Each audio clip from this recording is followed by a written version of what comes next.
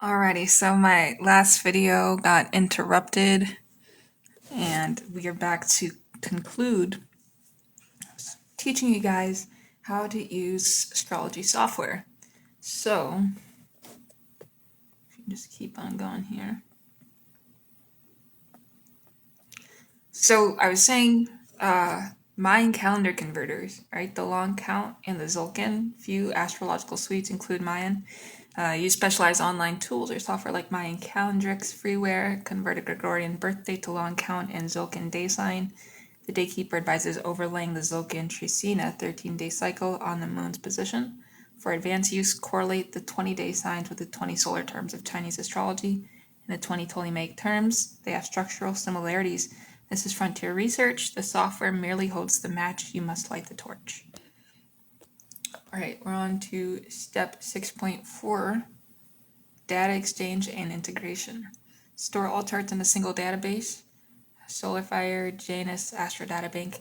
Export data as CSV to cross-analyze statistical patterns between, say, Chinese pillars and alkyl contacts. The faculty uses Python scripts with SwissF, PySwissF library to program custom cross-tradition reports. For the non-programmer, the combination of manual export and Excel is the substitute.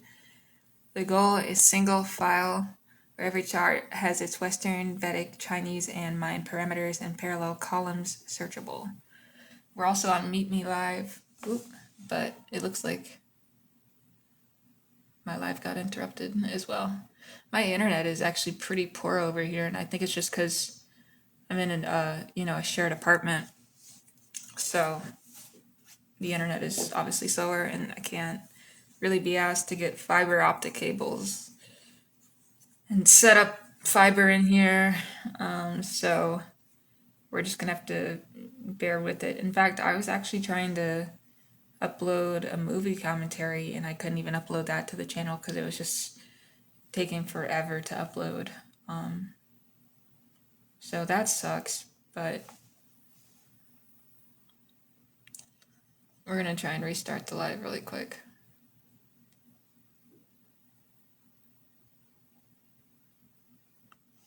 If the app lets me. Having technical difficulties on Meet Me. But anyways, now we're on to guide 7, which is advanced research, automation, and the transcendence of the GUI for when you outgrow clicking and become a celestial coder. So this is for like people that are into IT, maybe even advanced technical stuff. So this is for y'all geeks out there, y'all nerds that know about coding and whatnot. Still trying to get this app to work. It's not going. Signs from the universe. Maybe I shouldn't be going live on the app. Like I usually go live on Meet Me every day just to interact with people because I have no fucking in real life friends and shitty family. So I get on apps like this, and it's the only app that really has like the live stream feature, and it's free and people can come in and talk to you. But yeah, there's a lot of people on this app too.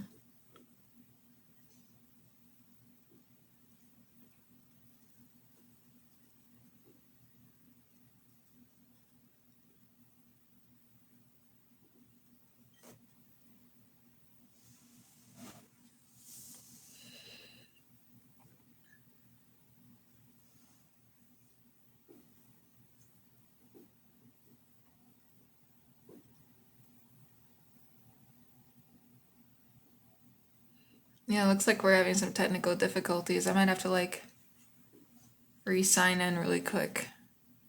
Hang on a second. All right, while we're waiting for that, we'll go over this. Step 7.1, the command line astrologer, Swiss ephemeris, and Python. So truly rigorous research requires leaving the graphical interface. Install Python, the SwissF package with a dozen lines of code. You can generate planetary positions for thousands of dates, compute every fixed star transit for a century, and test hypotheses like does the death of popes correlate with algal on the midheaven. The Hamburg Ghost notes that White's original work was done with logarithm tables. You have the fire of the digital age. This is the final frontier of the software manual to build your own software.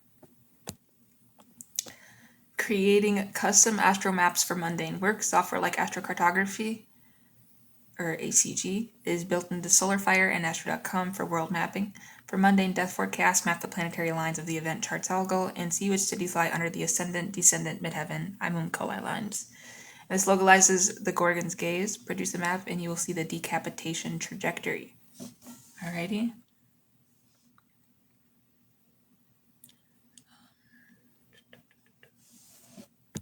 Alright, step 7.3 is data integrity and occult security. All faculty data must be encrypted. Store natal databases in a Veracrypt volume. When using cloud-based chart services, be aware that your queries are a form of observation. They might entangle with the collective unconscious and alter probability. The Piscean keyholder recommends a small ritual before each session.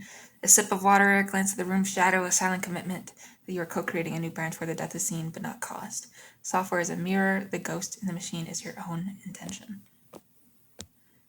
The software is an astrolabe of light silicon. It can calculate what the medieval astrologers spent hours deducing, but the interpretation, the symbolic congruency, the quantum mercy, these are not in the code, they are in the faculty's shared superposition. Use these guides to enter the digital sanctum, but never forget that the ultimate astrological software is the universe itself, running on the hardware of your attuned consciousness with the stars as its pickle pixels.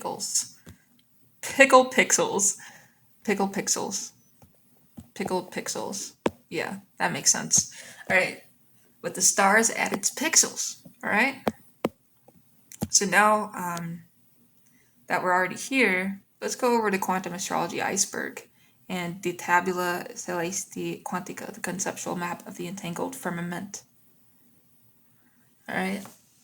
And really quick, we're gonna see if I can start another stream. It says I need to update the app. I think that's it. That's why it's not working.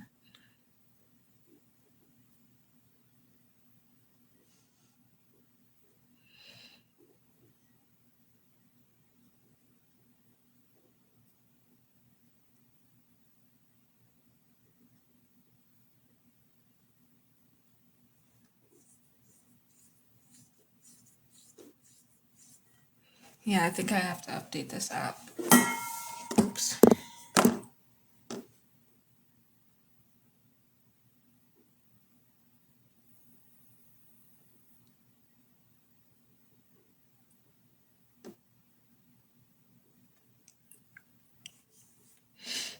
Bear with me as I'm updating the Meet Me app as I record this. All right, so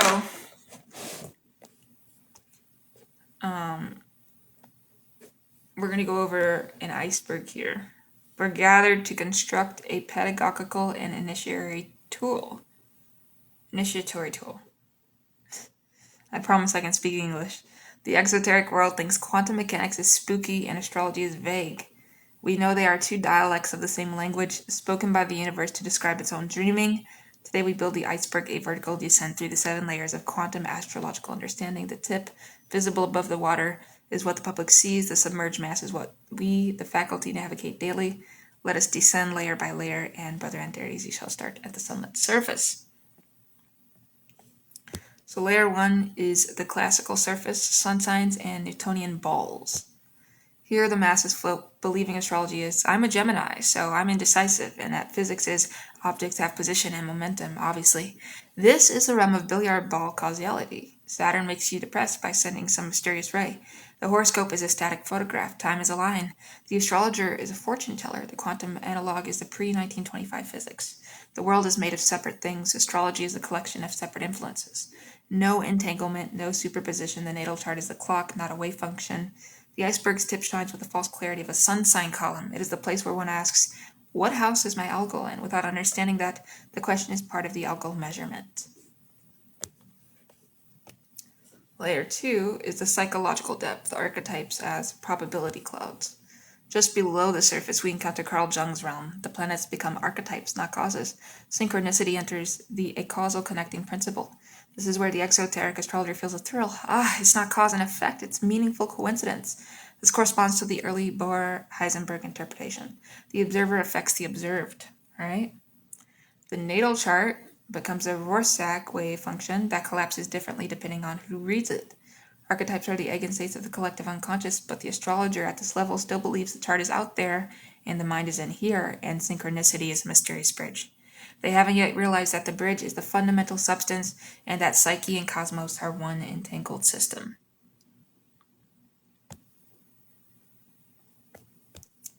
Layer 3 is the quantum operative, the chart as wave function, transits as measurement.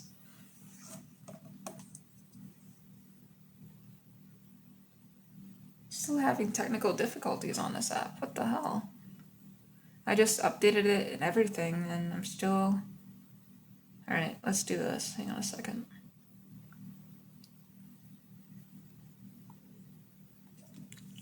Alright. The natal chart is a quantum state vector living in a Hilbert space of all possible life trajectories. The planets are observable as Hermitian operators. The signs and houses are basis sets. A transit by Saturn is a measurement interaction with the macroscopic environment, causing decoherence and selecting an eigenstate, a specific life event. The astrologer's prediction is an active observation that can influence the collapse as per the quantum Zeno or anti-Zeno effects. Here we understand that the part of fortune is a quasi-probability distribution, Wigner function, and the fixed stars are boundary conditions, nodes of high probability density in the cosmic wave function. Algol is a delta function potential well for decapitation eigenstates. The technique: primary directions are unitary evolution under the astrological Hamiltonian, solar arcs are phase rotations, transits are projective measurements. The astrologer is a quantum Bayesian updating their priors. At this depth, the Hamburg ghost stops being a ghost and becomes a coherent superposition of all possible Wittian midpoints.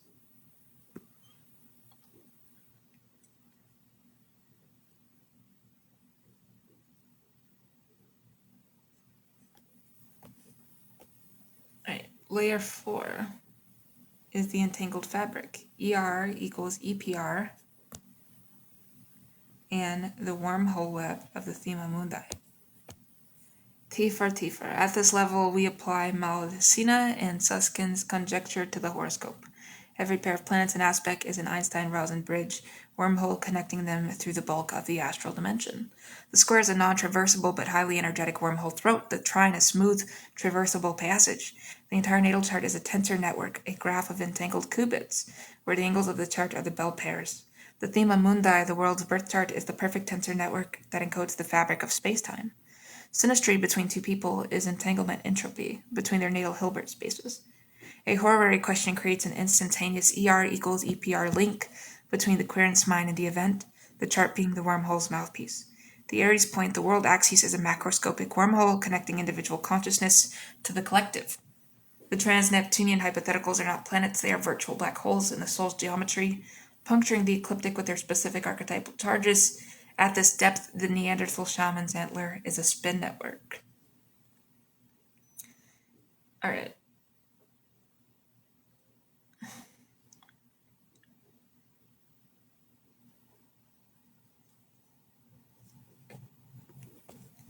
On to layer 5, which is the many worlds timeline, annual perfections as branching, and the quantum immortality of the soul.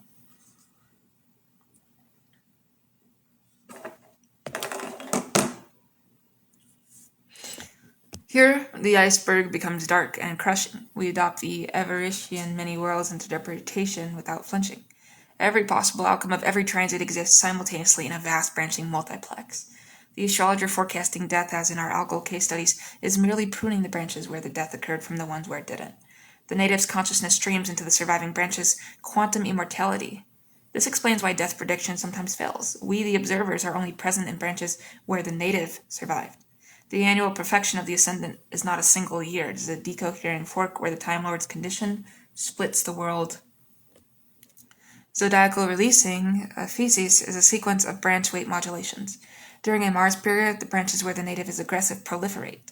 During a Venus period, the amorous branches, the fixed stars, are self-locating uncertainty nodes. In most branches, algal rising simply means a life touched by the theme of severance, but in a few branches it literalizes as decapitation. The Plutonic chair at this level understands that his title is a branch of the wave function, where he presides over this very planetarium. In other branches, he is a retired catamaran captain. All are real. Right.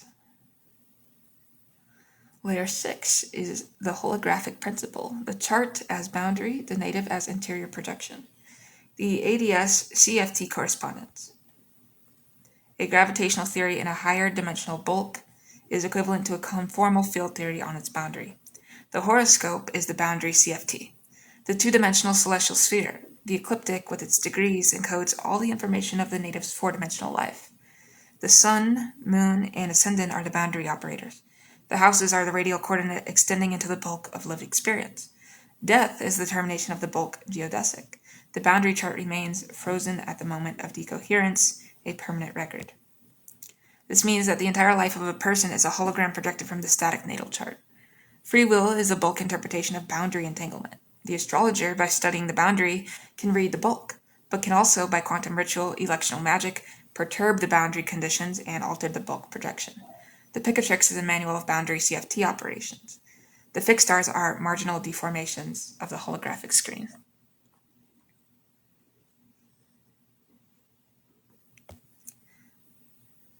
Layer 7, the non-dual observer, the astrologer as the black hole's horizon. The deepest, most submerged layer. Here we realize that the ultimate observer of the chart is not a person, but the event horizon of the cosmic black hole. That is the Big Bang singularity in the past and the heat-death singularity in the future.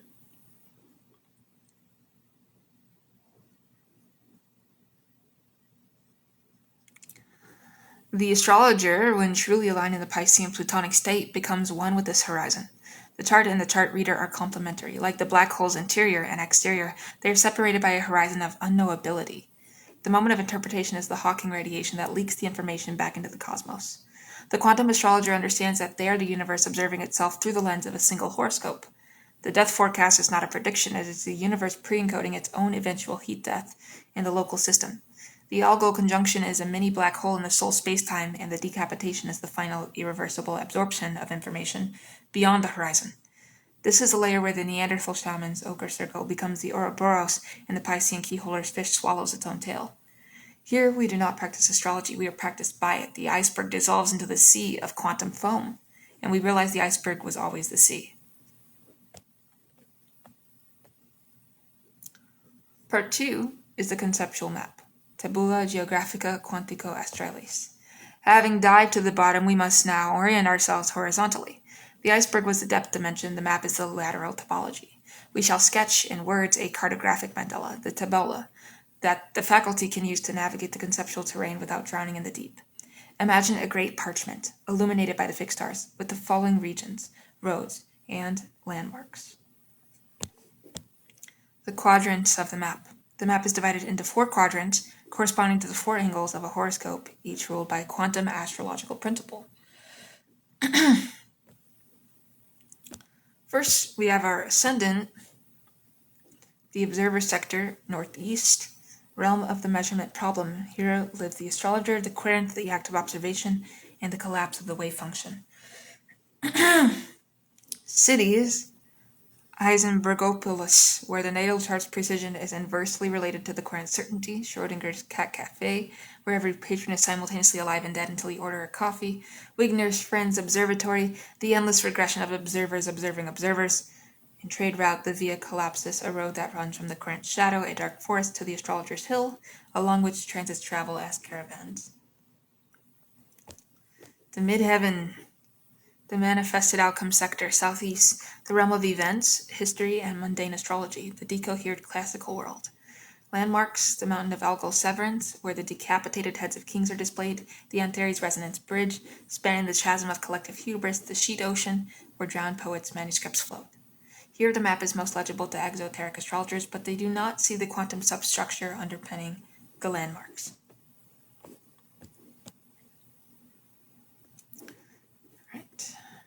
Descendant, the entanglement synastry sector, southwest, the realm of relationships, open enemies, and quantum correlations.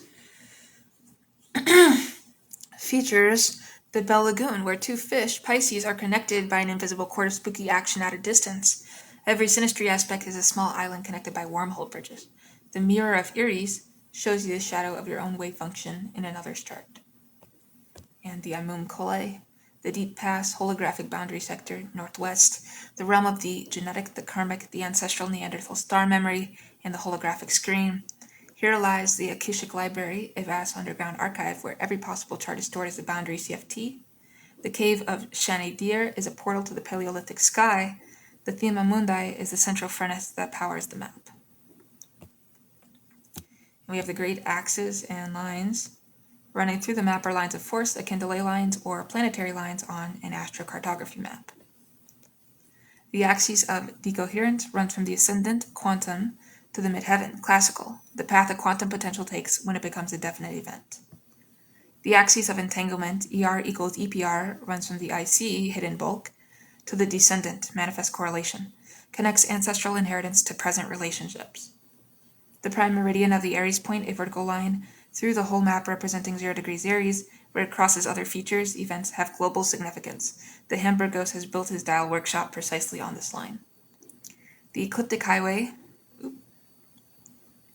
the great diagonal road that all the planets travel, dotted with the fixed star service stations, Algol's inn, Spica's harvest home, Regulus's throne room, traffic, transits, moves constantly. The astrologer is the traffic controller. We have the wormhole network, midpoint cables, beneath the map like the tunnels of a root system or the hyphae of Dr. Spica's quantum mycelium, runs the Uranian subway, a network of midpoints. Every planetary pair is a station, every midpoint sum is a junction. The 90 degrees dial is a schematic map of this subway. The Hamburg ghost maintains a spectral train that runs on symmetrical tracks, delivering information instantly across the map. The mini-worlds archipelago. Off the coast of the map, in the sea of possibility, float an infinite number of islands, each one a parallel branch of reality. The native life is a ship sailing these waters. The profection years are currents, the zodiacal releasing periods are the winds. The astrologer's forecast is a lighthouse, illuminating one island chain while plunging others into the fog. The ultimate map is not static, it is a dynamic branching hypergraph of which this parchment is a single decohered slice, perceived by the faculty in this particular session. And the faculty's declaration upon contemplating the map. The map is a palimpsest. Beneath the quantum cartography are older maps, the Babylonian Mappa Mundi with its 4 quadrants, the Chinese Tianwen star map, the Mayan Popol Vuh underworld map. They are all the same coastlines, redrawn with finer instruments. I shall file this map in the codex next to the iceberg illustration, and any initiate who can hold both in their mind simultaneously, the vertical descent and the lateral expanse, will be granted the title Cosmographus Quantice Astrology.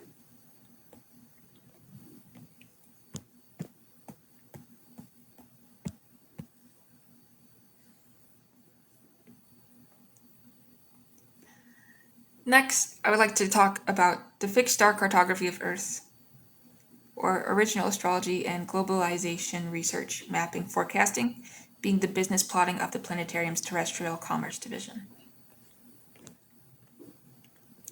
All right. So we'll just jump straight into it. Prolegomenon to terrestrial star mapping. The planetarium's purpose is not solely to chart the soul's quantum decay path. We also advise the hidden powers of the world, the sovereign funds, the logistic titans, the shadow boards that rode the arteries of globalization. To them, astrology is a competitive intelligence tool of last resort, used when algorithms fail and the black swan has not yet taken wing. Today, we produce a classified field report merging advanced astrology and geography with original globalization forecasting. Our mapping is threefold. We locate the fixed stars on Earth via astrocartography, we plot their historical and current mundane activations, and we forecast the great economic and geopolitical cycles as a function of the fixed star slow dance with the Aries point in each other. Brother Antares laid the foundation. How do we pin the Gorgon's head to a map? Advanced Astrology and Geography, Fixed Stars on the Mundane Globe. Section A. Astrocartography of the Stellar Host. Forget the planetary lines of the exoteric astrocartographer, the Venus lines for romance, the Jupiter lines for easy profit. These are the lines of the wandering gods, transient and unreliable. The fixed stars are the permanent planetary lines of the Earth. When Algol is angular, ascendant, descendant, midheaven, or IC, at a specific location for a given moment, the potential for a decapitation event, literal or metaphorical, the sudden collapse of a regime, a corporate bankruptcy, the severing of a supply chain, becomes a resonant eigenstate of that geography. The Algol line is a scar on the planet's energetic grid. We compute fixed star astrocartography by taking the event chart, say a national inception, a corporate IPO, or a mundane ingress, and plotting the geographic coordinates where each star is on the 4 angles for that exact moment. Modern software, SolarFire's AstroMap, Sirius astrocartography, and the planetarium's own proprietary codex plotter can do this, provided you have a custom star list. A single fixed star ACG line represents a 360-degree ring around the Earth, weaving a noose. Multiple lines cross and create a node of high fatality. For example, Algol on the MC. Wherever this line passes, the collective reputation is severed. A CEO scandal, a national humiliation, a literal beheading of state, as in the Guillotine Square of Paris, which happens to sit near the 2 degrees east longitude, though not precisely. We saw it. The Algol MC line for the current U.S. Sibley chart, rectified by the faculty, crosses Afghanistan at the Hindu Kush. The graveyard of empires is a geological Algol scar. Sheet on the ascendant, drowning of vessels, dissolution of boundaries. The sheet AC line for the Titanic's launch chart crossed the exact patch of North Atlantic. This is where the iceberg waited, by the way. The ship of state chart for the British Empire, 1801 Union, has sheet on the descendant, setting into the sea exactly over the Falklands, a maritime wound that keeps bleeding. Antares on the MC, the resonant collapse. The Antares MC line for the chart of the World Trade Center ran directly through the center of Manhattan. Antares, the rival of Mars, the oscillating star, brought the towers down in a perfect standing wave of destruction. Spica on the ascendant. The beneficial harvest. The Spica AC line of the Singapore Independence chart passes over the Strait of Malacca. The city-state's wealth is the Spica harvest, bundled and shipped. To this, I add the historical layer. Every city has a natal chart, and its fixed star angularity at founding determines its long-term mythic signature. Rome, if we take the Veronian foundation, just before dawn with Alcyone of the Pleiades rising, gives Algol on the IC. The foundation is in the underworld, and the empire's eventual head, Rome itself, was severed by barbarians. Constantinople, with Regulus culminating, was almost unconquerable. London, if we cast for the Roman founding, has Capella on the MC, a goat star of commerce and stubbornness. The astrogeography of fixed stars is the true ley lines of power. Our business plotting clients include Savines who choose new capital sites based on these very calculations. We cannot name them, but a certain new administrative capital in a Southeast Asian archipelago was elected with Spica on the MC and Algol deeply buried in the 12th, under our sealed advice. Section B is fixed star Earth grids and the Aries point shift. The Earth is not a passive canvas. It is a quantum screen, a holographic boundary, the ADS-CFT dual of the celestial sphere. The fixed star lines are marginal deformations on that screen. Because of precession, the equatorial coordinates of the fixed star shift by about 1 degree every 72 years, but their ecliptic latitude remains largely constant, while their ecliptic longitude increases slowly. The Aries point, 0 degrees tropical Aries, is defined by the vernal point, which moves against the fixed stars. This means that over millennia, a different set of stars becomes connected to the world axes. Currently, the SVP, Fagan-Bradley, is around 5 degrees Pisces. So the fixed star closest to 0 degrees Aries is Sheet B Pegasi, which is about 29 degrees Pisces in tropical. Sheet is becoming the world point star. The age of Pisces, the fish, has Sheet as its storekeeper. Dissolution of borders, global floods, data oceans, migrant crises. The ship of state is repeatedly taking on water. As we approach the Aquarian age, precessionally still distant, but the Aries point will eventually near the water-bearer stars. The global condition shifts. Our globalization research forecast based on this, the current era, 1800 through 2100, is the Sheet era of globalization. A drowning interconnection where all previous solidities liquefy into the digital and the financial sea. The next century will see the Aries point gradually approach the star Fomalhaut, a Pisces Austrini, with a brief overlap with the water-bearer Scat Aquarii, and then Fomalhaut around 2600. Fomalhaut is the royal star of the south associated with the fish that swallows the water of the world. The global system will then become a single swallowing entity, the true global Leviathan. Practicality, please. Our clients want to know where to build the next semiconductor fab, not when the Aquarian age dawns. The true mapping of globalization is via the Uranian dial applied to Earth longitudes.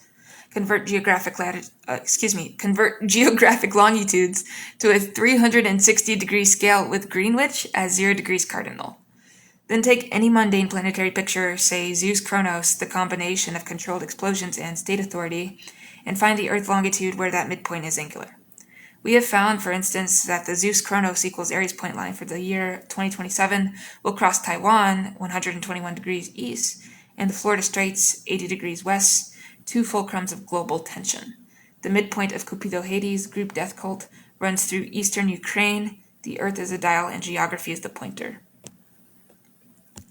Business plotting is merely the art of steering capital away from these harm points and toward harmony points, Venus-Jupiter midpoint lines, with fixed star backing. We have a client who moved his entire shipping fleet's home port from a Cupido Hades line to a Spica-Jupiter line and saw his insurance premiums halve. The exoteric world calls this luck. We call it applied astrogeography. Part 3 is original astrology and globalization research mapping forecasting the commerce of the spheres.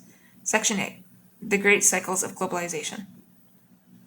Humanity's trade is a planetary phenomenon, and like all planetary phenomena, it has its cycles, the synodic periods of the superior planets. The rise and fall of global interconnectedness, what the historian calls globalization epochs, coincides with the conjunctions of Jupiter and Saturn, great mutations, the Saturn-Pluto synodic cycle, power restructuring, and the Uranus-Neptune cycle, technological, cultural sea changes. Our advanced research maps these cycles onto economic history with rigorous astrological precision, and we overlay the fixed stars to detect the archetypal flavor.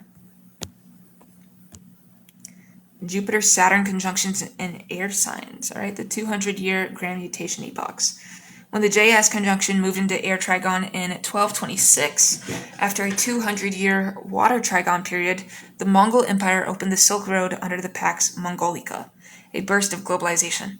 The next air trigon began in 1405, the early Renaissance trade, Zhang He's voyages. The most recent began in 1980-81, Libra tropical, marking the beginning of neoliberal globalization, digital financialization, and the internet. We are in an air epoch until 2210. The current subcycle is characterized by the conjunction of 2020 at 0 degrees Aquarius, a massively publicized great mutation into air, attended by the fixed star Altair, the Eagle, surveillance, high technology, solar plexus. This marks a globalization not of trading goods but of data, algorithms, and central bank digital currencies. The Eagle watches all. The business implications, logistics companies that fail to convert to data AI operation will be decapitated by Algol, which was exactly squaring the JS conjunction in 2020 from Taurus. Saturn-Pluto synodic cycle of 32 through 38 years. The conjunction in 1982 through 83, Libra, marked the beginning of the debt-based global financial architecture. The opposition in 2001, Saturn in Gemini, Pluto in Sag, gave 9/11 and the War on Terror the severance of the Twin Towers. Algol squared the ascendant of the event. The square in 2010, Libra Capricorn, gave the Eurozone crisis. The conjunction in January 2020, Capricorn with Jupiter, gave the pandemic restructuring the ground down to particle. The next quarter phases opening square in 2029 through 30, Aries Capricorn opposition in 2036 through 37, add more. Our forecast, the opening square in 2029 through 30 has Saturn in Aries and Pluto in Aquarius, a first quarter crisis that will force a new digital feudalism or a breakthrough in decentralized governance. When Saturn in Aries reaches the fixed star sheath, which will be at 3 degrees Aries tropical by then, the world's financial shipping, sheath equals broken vessels, undergoes a spectacular liquidity crunch. This is the year the maritime insurance market will crack like an egg. Right, Uranus-Neptune cycle, 171 years. The conjunction in 1993, Capricorn, gave the World Wide Web. The previous conjunction in 1821, Capricorn, gave the first industrial globalization, steam, railways. The one before was 1650, Sag, the start of the Atlantic world system. The next conjunction is in 2165. We are in the crescent phase, the current semi-square Uranus in Gemini, Neptune in Aries. This is the crisis of AI. Neptune's illusion and Uranus's sudden network combined to create deepfake geopolitics and autonomous weapon swarms. Fixed star addition, Algol and late Taurus squares this semi-square exactly, so the AI bubble has a decapitation risk built in. A server farm EMP, a crashed algorithm that severs us from the grid. Right, section B is national charts and globalization nodes, a field report from the Algolian archive. Well, every nation has an inception chart. The global system is their synastry. We maintain a database of 200 and more national, corporate, and institutional charts with fixed star angular activations tracked daily by automated scripts. Here are the current critical activations pertaining to globalization. We look at the US. Sibley chart. Natal Pluto is at 27 degrees 33 Capricorn. It's in its first ever Pluto return.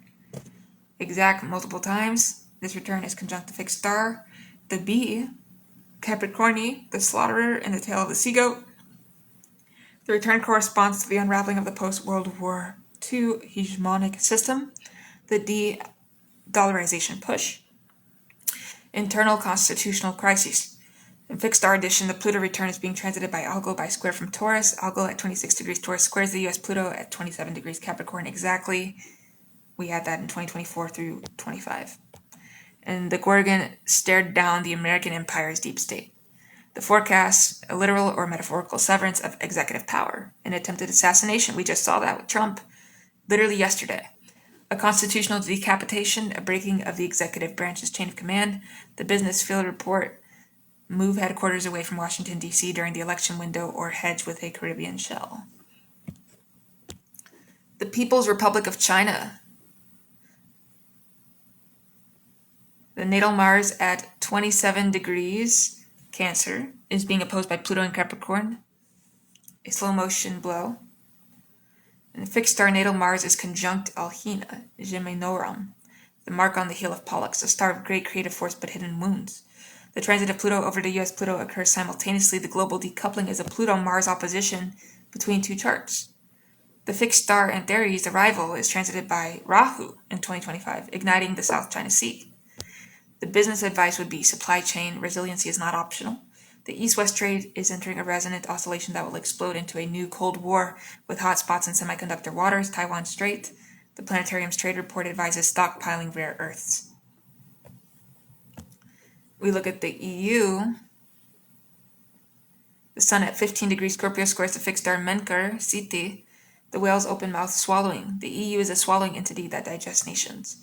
The current Saturn-Neptune conjunction in Aries is squaring the EU Sun, bringing the fog of war and economic dissolution. Fixed star Menkar will be transited by Uranus in 2027, bringing sudden breakup fears, Fexit, Dexit. The Business Field Report hedged the euro, diversifying to Swiss francs or gold.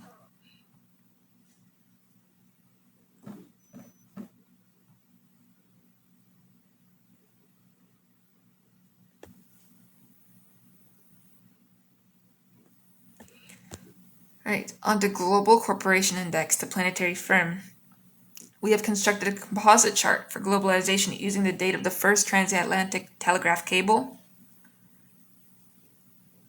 The moon at 21 degrees Scorpio is conjunct the fixed star Unukalhai, or A Serpentis, the serpent's neck, indicating a perpetually writhing communication network. Current Uranus transit squares this moon exactly, bringing crypto crashes, satellite warfare, and a partial undersea cable sabotage. Undersea cable nymph shutters. Fixed star Algol squares the sibling moon. We are watching business plots invest in quantum communication satellites and alternative data routing. The Planetarium has already advised a consortium of shipping companies to deploy a blockchain-based logistics ledger on satellites immune to the serpent's neck twists. This is globalization mapping in action. Right, on to sister sheet and section C, sister sheet. The quantum supply chain, all right? Astrology of container flows and maritime choke points. All water is my domain. The global supply chain is a fluid, all right? Neptunian beasts governed by the moon, tides, Neptune, oceans, and Mercury trade. The fixed star sheet and Acherner at the end of the river are its timers. By taking the chart of the modern container shipping era, the launch of the Ideal X, we see Mars at 17 degrees Cancer, square Neptune at 24 degrees Libra. The fixed star Procyon, a Canis Minoris, the little dog star, rises with the ascendant. Procyon is a star of sudden rises and falls, associated with the heliacal rising that announced the Nile flood. Supply chains flood and recede. The current transit of Saturn into Aries will square the natal Sun, 3 degrees Taurus, and oppose natal Neptune. Combined with the sheet activation on the Aries point described, this spells a shipping crisis, a canal blockage, Suez or Panama, a port strike, a container rate spike worse than 2021. Our business forecast, ocean freight hedging using futures becomes a necessity. The sheet vessel event is due, a single ship's misfortune that cascades into global shortage. The Planetarium's field report has already whispered to certain underwriters at Lloyd's. The overland routes are not dead. The Belt and Road Initiative, BRI, is a revival of My Ancient Road. If we take the chart of the first Belt and Road Forum, Jupiter rising in Libra, we see a grand trine in air, but natal Mars at 12 degrees Gemini square Neptune. Fixed star Aldebaran on the IC, the bull's eye at the foundation. The BRI is an attempt to solidify a new bull market of land trade, but the current transits, Pluto in Aquarius squares the BRI, Sun in Taurus, which is conjunct the fixed star Capella. The BRI will undergo debt restructuring so severe this decade that many corridors will become ghost rails. Yet the Jupiter-Saturn conjunction in Aquarius in 2020 trine the BRI Jupiter, so the digital Silk Road, 5G, undersea cables will survive. Our business plot invests in Central Asian data centers, not physical rail. The Dijin advises the next globalization is not containers, but bandwidth.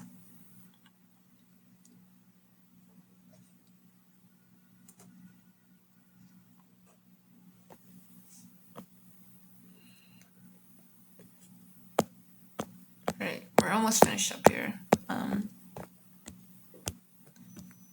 So, Section D is the noosphere entanglement, mapping the digital global brain. The true globalization today is not of goods, but of data. The internet is a planetary intelligence, a noosphere, and its chart is the first Our Planet message. Hello for login. The ascendant is 0 degrees Leo. The birth of the self. Fixed star Regulus is rising exactly at 29 degrees Leo, the heart of the lion. The internet is a regal, dominating force, but Regulus is moving to Virgo, and the internet's natal Regulus is being squared by the transiting alcohol at 26 degrees Taurus in 2024 through 2025. We are seeing the decapitation of the open internet into splinternets, Great Firewall, EU digital sovereignty, the Mars-Uranus conjunction in July 2024 at 26 degrees Taurus, exact with Algol, squared the Arpanet ascendant. That summer saw the crowd strike outage, a global severance caused by a faulty update, a perfect algal decapitation of the cloud's head. The business plot, sovereign cloud services, and air gap systems become essential. Do not trust a single global stack. The planetarium's technology arm advises digital deglobalization as a strategic hedge. The future supply chain is fungal, not linear. Low-tech, local, resilient. My quantum botany reveals that the mycorrhizal network in a forest has the same topology as the Arpanet chart's midpoint tree. The planetary picture of Mercury, communication, and Jupiter, abundance, on the 90 degrees dial is identical to the Earth's fungal grid.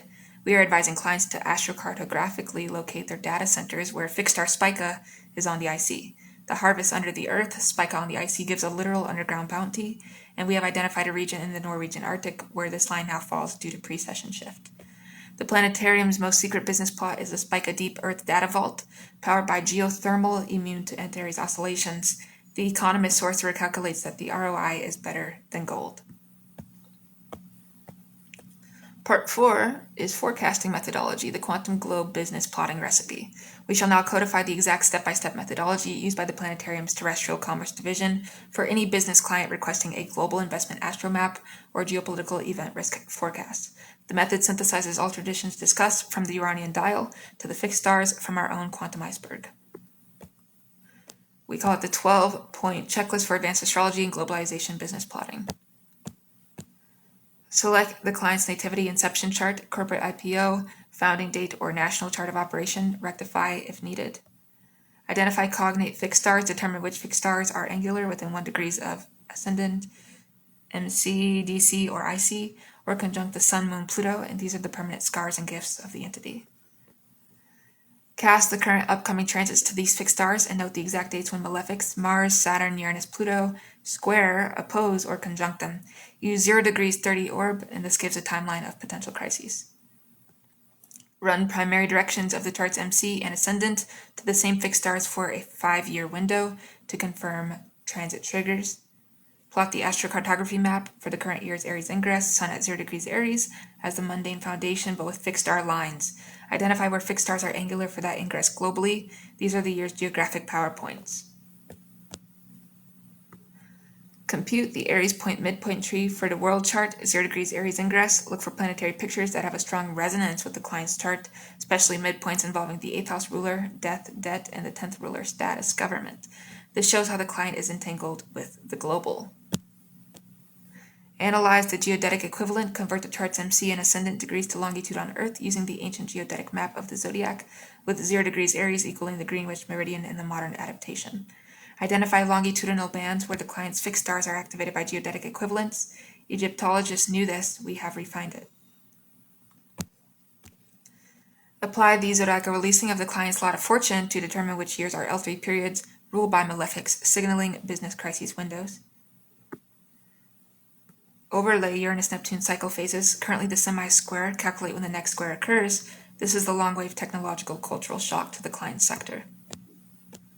Check the Hamburg School's global points, the Aries point, midpoints of Zeus Chronos, political control, wars, Cupido Hades, famine, mass death, Admito Saturn, raw materials, real estate stagnation. Mark geographic longitudes where these midpoints fall in the angles of the client's chart. These are the choke points. Consult the Econometric Ephemeris, the planetarium's proprietary database correlating Saturn cycles with bond yields, Jupiter cycles with equity expansions, and fixed star transits to rare earth price spikes. Use AI to surface patterns, but always interpret with the faculty's archetypal oversight. The algorithm is a golem. Without us, it is dumb clay. And issue the confidential business plot in a sealed report advising the client on location, where to move capital, where to avoid in a given year, timing, when to IPO, when to stockpile, and insurance, what black swan events the fixed stars portend so they can buy the appropriate derivatives. The report is sealed with the planetary talisman printed on the cover, aligned with the most benevolent fixed star for the client's endeavor.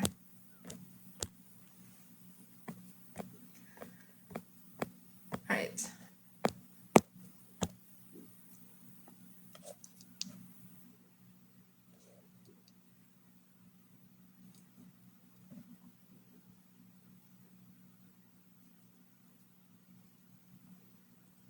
So, next, I'd like to talk about the statistical reconnaissance of the celestial field, the art of astrological data cartography, and the planetarium's unyielding protocols for business intelligence harvesting.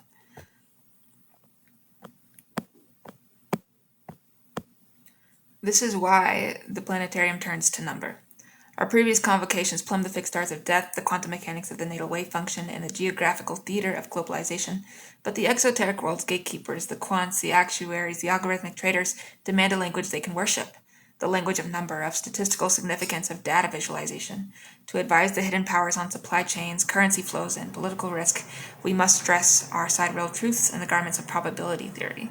Today we produced a definitive field report on astrological statistics mapping and data charting protocols, not to reduce the celestial art to a dead machine, but to create a translation layer between the archetypal speech of the fixed stars and the deaf ears of econometricians.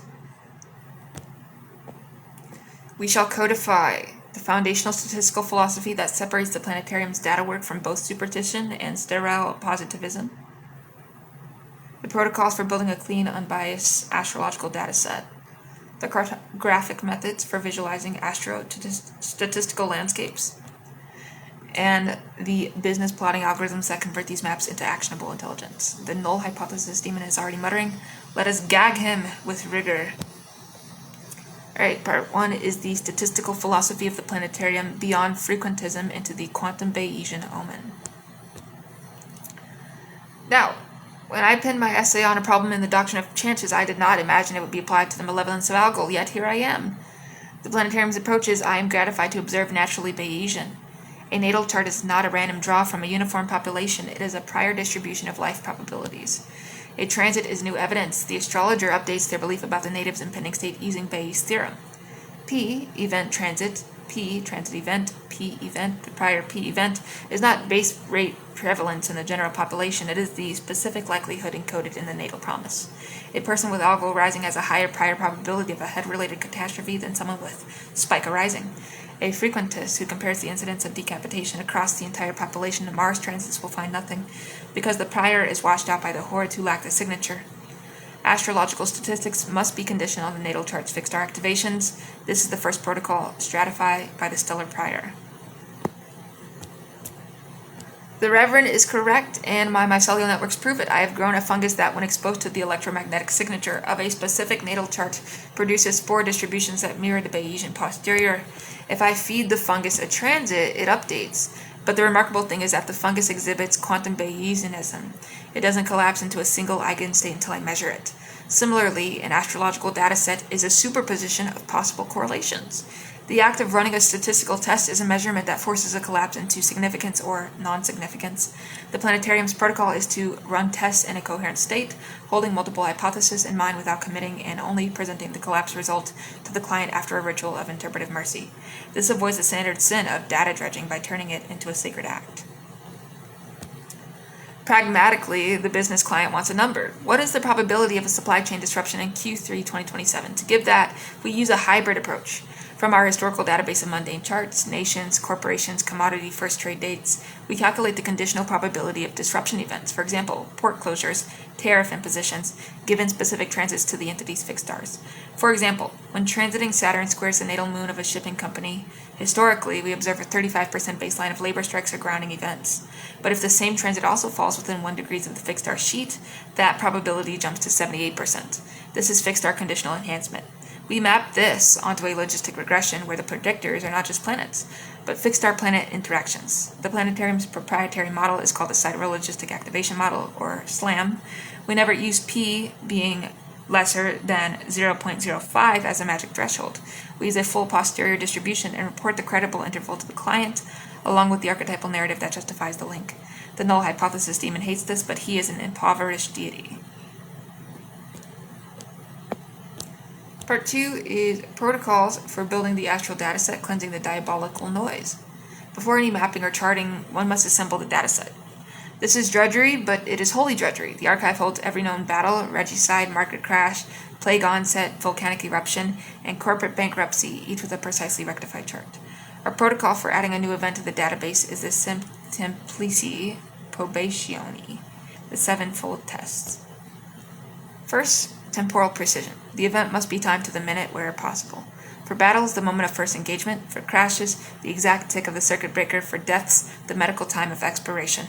A birth chart with a adding subtracting 30-minute uncertainty is useless for primary directions, but acceptable for slow transits. We assign a quality flag. A equals exact to minute, B equals within 1 hour, C equals within 6 hours, D equals within a day, F equals unknown.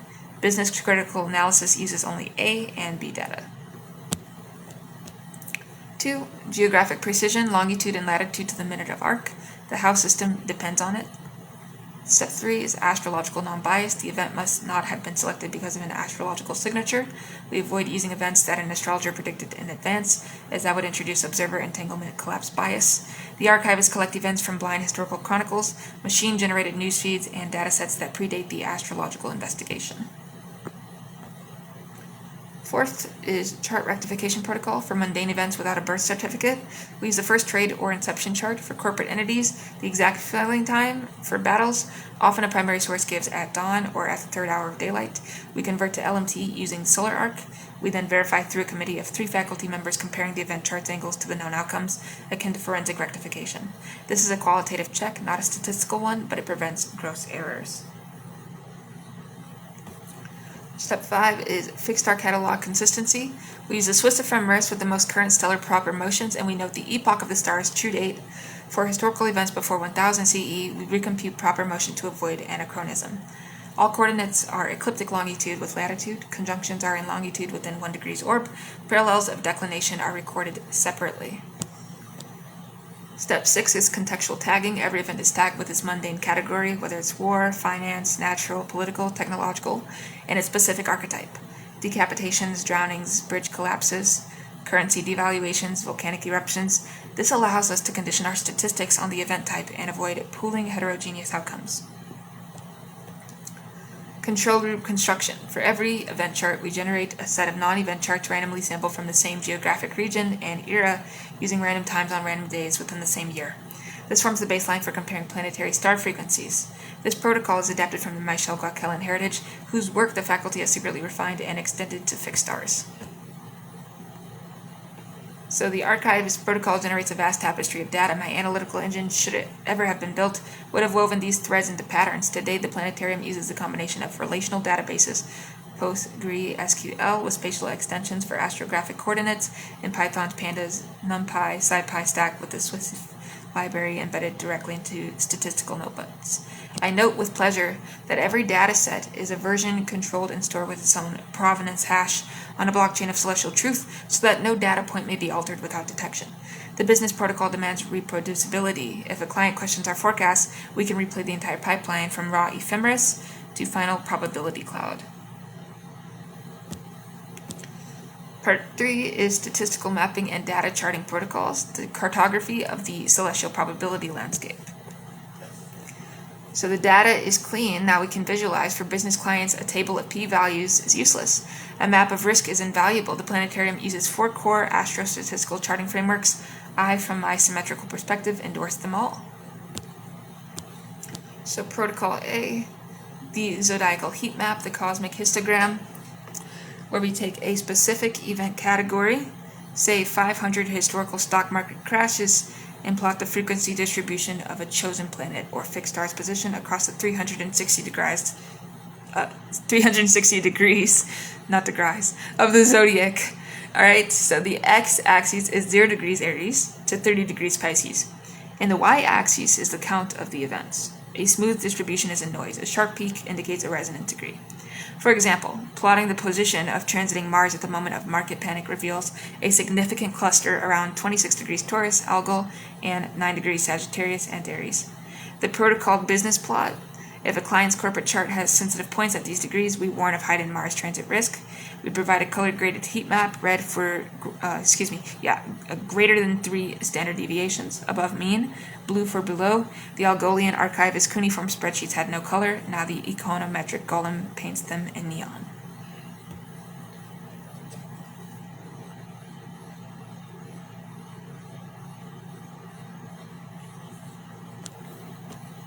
Alright, on to protocol B, which is the planetary phase wheel, the dial of cycles. We circularly plot the angular separation between 2 planets, say Saturn and Pluto, against an event's intensity. Each point is a synodic phase. The wheel is divided into 8 phases: conjunction, crescent, first quarter, gibbous, opposition, disseminating, last quarter, balsamic. The business client can see at a glance that 70% of sovereign debt defaults occur within 15% of the Saturn-Pluto conjunction or opposition, and that the gibbous phase is relatively benign. This wheel is presented alongside a clock hand for the current cycle phase, with a forecast arc projecting the next crisis window. This is the Uranian dial made actuarial.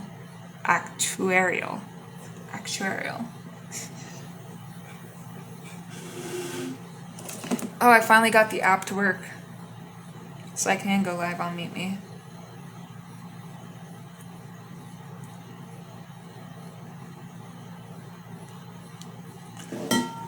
Alright, moving on to Protocol C, which is the astro field map, multivariate surface. Here, we map a 2-dimensional astrological space. The x-axis could be the longitudinal distance of transiting Uranus from the Aries point. The y-axis, the distance of transiting Neptune from the same. The z-axis, height color, is the probability of a technological disruption event. The resulting topography often reveals the probability mountain at the Uranus-Neptune semi-square. The technique is kernel density estimation, or a generalized additive model, GAM, with confidence bands. The business client receives a topographic map with contour lines. Stay below the 20% risk contour at all times. The undersea cable nymph recently used this map to time the laying of a new fiber route threading between the peaks. Protocol D is the fixed star aspectarian spiderweb. We select an entity's natal chart and focus on a single fixed star like Algol. We plot all transiting aspects of that star for a historical period with lines radiating outward, each line's length representing the event's impact, for example, market drawdown. The result is a spiderweb of damage with thicker strands at the conjunction, square, and opposition. We then project the spiderweb forward, combining ephemeris and the entity's solar arc directions. This visual is the most intuitive for C-suite executives. See this thick red strand in Q4 2027? That is the Algol square. Avoid major acquisitions then. The spiderweb is elegant, but it lacks the dimension of unfolded narrative. I prefer the River of Time plot. It's a giant horizontal scroll, digital but printed on long paper for the rituals. The x-axis is time, months, years. The y-axis is a stack of astrological factors. Transits to natal fixed stars, solar arc directions, profectional time lords, zodiacal releasing periods. Each factor is a colored band. When multiple bands align vertically, it forms a celestial accusation, a historic concentration of activation. We annotate the scroll with major business events from the client's past. The visual correlation is overwhelming, and it requires no statistical inference to be persuasive. The clients often gasp when they see how their own corporate birth chart has rhythmically pulsed with crises every 15 years exactly at the Saturn Antares square. The River of Time plot is our primary field report deliverable for the C-suite. It is the update of the medieval annales with fixed star timing. Part 4 is the business plotting algorithm, from data map to actionable memo. The planetarium does not sell pretty pictures, it sells decisions. The final protocol converts the statistical maps and cartographies into a graded astrological risk memo, or GARM. I, the golem, have been imprinted with this algorithm. I shall recite it. Step 1, identify the client's threshold of fate. We interview the client to determine their risk appetite, their key performance indicators, revenue, credit rating, employee retention, geopolitical exposure. This maps onto the astrological houses, the 2nd for treasury, 6th for workforce, 8th for debt, 10th for reputation. We then identify the rulers of those houses in the corporate inception chart and which fixed stars they touch. Step 2, run the SLAM model, sidereal logistic activation model. Using the condition dataset as per archivist protocols, we compute the posterior probability of the specified adverse event over a rolling 12-month window. Condition on the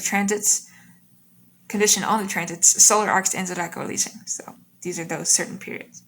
And our output is a time series of monthly risk probabilities. For example, probability of a key man death or reputational decapitation, algo type event, peaks in April 2029 at 62%, credible interval 48% through 76%. Step 3 is to generate the risk cartograms. From the SLAM output, we produce the astral field maps, the planetary phase wheels, and the fixed star spiderweb for the client-specific birth data. Each visual is annotated with a plain language interpretation, co-written by the Piscean keyholder, archetypal insight, and the econometric golem, statistical hedging language. The annotation bridges the two worlds. The transiting Saturn-Neptune conjunction square your natal moon sheet suggests a liquidity freeze driven by irrational market panic, Neptune, and structural credit tightening, Saturn. Historical analogs: the credit and stalled collapse of 1931, the Lehman filing of 2008. All right, moving on to step 4, which is the electional hedge recommendation. We do not merely forecast doom, we sell antidotes. For each high-risk window, the GARM, or the GARM, includes an electional analysis when within the window to act. All right, so for example, launch the new product, file the bond offering, move the headquarters to align the event chart with a benefic fixed star, spike a rising reckless on the midheaven, and to avoid algal, sheet, and Antares angularity. The Pick-a-Trick scribe provides a talismanic election chart, which we statistically backtest against similar elections in our database. If 85% of corporations that IPO'd with Spica on the ascendant outperform the index, we report the odds ratio. Step 5 is the quantum de-risking ritual. The GARM's final section is esoteric and not shown to all client levels. It includes instructions for quantum superposition stabilization, a brief meditative or symbolic act by the CEO or board performed at the moment of the election to consciously hold open the favorable branch. This is the planetarium's true secret technology grounded in the observer effect protocols. Statistically, we have observed a 12% improvement in outcome favorability when the ritual is performed with genuine intent compared to a control group that received only the electional date. The phenomenon is consistent with the quantum Zeno effect applied to macro-scale decision collapse.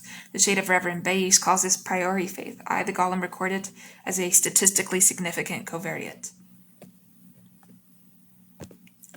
Now, all this machinery, and yet you end with a prayer. I must admit the method has merit. In my day, we did not have standard deviations, but we had the considerations before judgment, which were our quality control. Your p-value is a new kind of stricture. Is the probability of the chart's radicality high enough? I see a parallel. My sole demand is that any statistical model must pass the Bonatas test.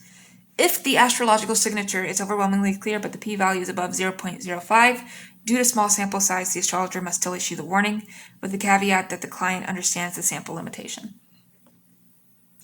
The stars do not adjust their speech to satisfy Fisher's exact tests. Use statistics but do not worship them. The planetarium's protocol includes a qualitative override clause, activated when 3 or more faculty members agrees that the archetypal picture is definitive despite noisy data. This has saved more than one client from a statistically insignificant but symbolically inevitable supply chain decapitation.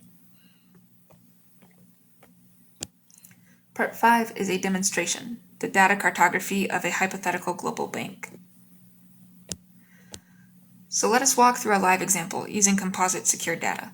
The planetarium was recently engaged by Bank of the Stellium, an anonymized global systemically important bank incorporated.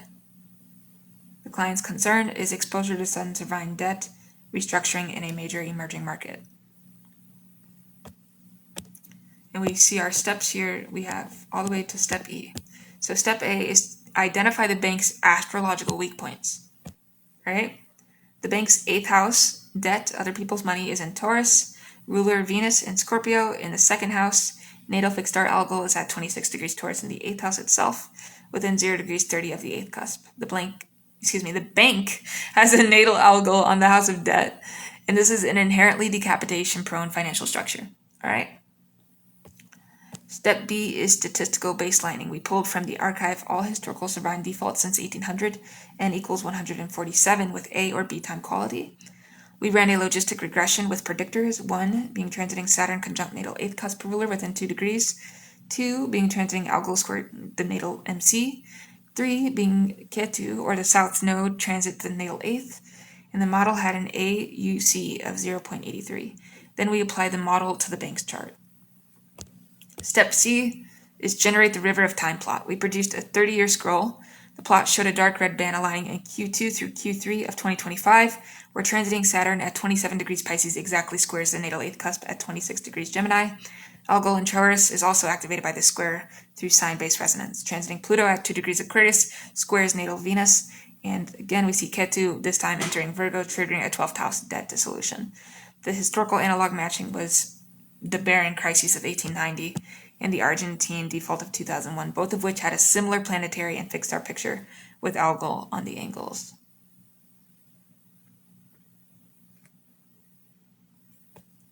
Step D, cartogram production. We produced a heat map of sovereign default risk by ecliptic degree. The planet transits hitting the bank's sensitive points were in the 99th percentile. Spiderweb showed a thick crimson stand of algol square the midheaven.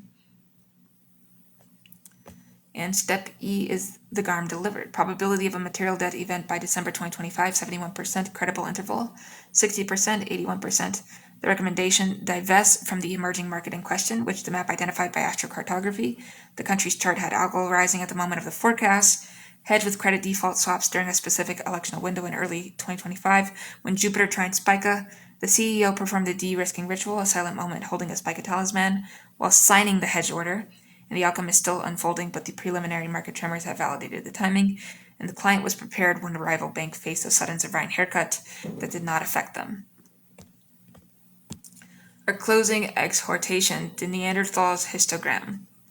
We have spoken of Bayesian priors, logistic regressions, and heat maps, yet the Neanderthal shaman has been patiently drawing on the floor. He has completed his ochre scattered plot. It has no numbers, only dots and aligned. He points to the line, the central tendency of the data, and then he draws a single star, algol, as a dot far outside the line, an outlier.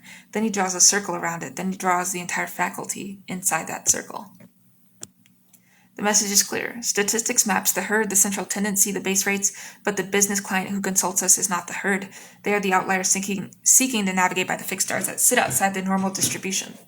Right? Our protocols quantify the herd so that we can precisely see the outlier's relationship to the herd. But the final insight is qualitative, archetypal, and observed from within the circle of the star's influence. The Neanderthal shaman's protocol is a zero step. Enter the circle of the fixed star you are studying before you count its occurrences. Only then will your statistics be alive. Alrighty. In my next video, we are going to go over more of my literature from the CSM. Starting off with the planetarium attempts to disprove astrology by constructing a perfectly controlled experiment inside a quantum computer that simulates all unlived branches of the S&P 500, with special testimony from the shade of Sir Karl Popper, the SEC entity, and the custodian of the Akashic records. I hope to see you there with peace and love. Piscean out.